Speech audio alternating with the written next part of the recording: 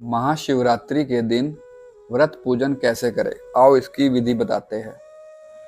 इस दिन प्रातः काल स्नान ध्यान से निर्वृत्त होकर अनशन व्रत रखना चाहिए। पत्र पुष्प तथा सुंदर वस्त्रों से मंडप तैयार करके सर्वतोभद्र की वेदी पर कलश की स्थापना के साथ साथ गौरी शंकर और नंदी की मूर्ति रखनी चाहिए। यदि इस मूर्ति का नियोजन न हो सके तो शुद्ध मिट्टी से शिवलिंग बना लेना चाहिए।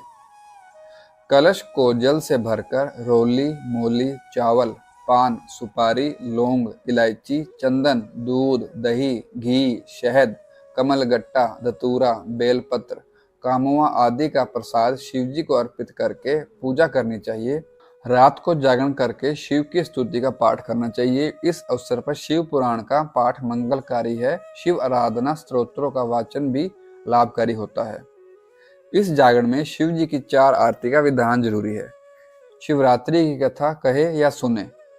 दूसरे दिन प्रातः जौ, तिल, खीर तथा बेल पत्रों का हवन करके ब्राह्मणों को भोजन कराकर व्रत का पालन करना चाहिए। इस विधि तथा स्वच्छ भाव से जो भी यह व्रत रखता है, भगवान शिव प्रसन्न होकर उसे अपार सुख संपदा प्रदान करते हैं।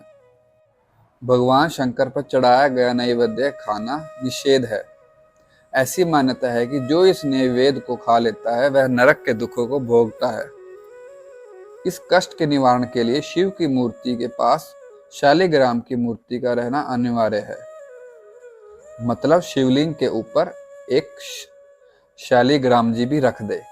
यदि शिव की मूर्ति के पास शालिग्राम हो तो नैवेद्य खाने का कोई भी दोष नहीं लगता। माना जाता है कि सृष्टि के प्रारंभ में इसी दिन मध्य रात्रि भगवान शंकर का ब्रह्मा के रुद्र से रूप में अवतरण हुआ था। प्रलय की बेला में इसी दिन प्रदोष के समय भगवान शिव तांडव करते हुए ब्रह्मांड को तीसरे नेत्र की ज्वाला से समाप्त कर देते हैं। इसलिए इसे महाशिवरात्रि अथवा कालरात्रि कहा गया है। तीनों भुवनों की अपार सुंदरी तथा शीलवती गौरी को अर्धांगिनी बनाने वाले शिव प्रेतों व पिशाचों से घिरे रहते हैं। उनका रूप बड़ा अजीब है।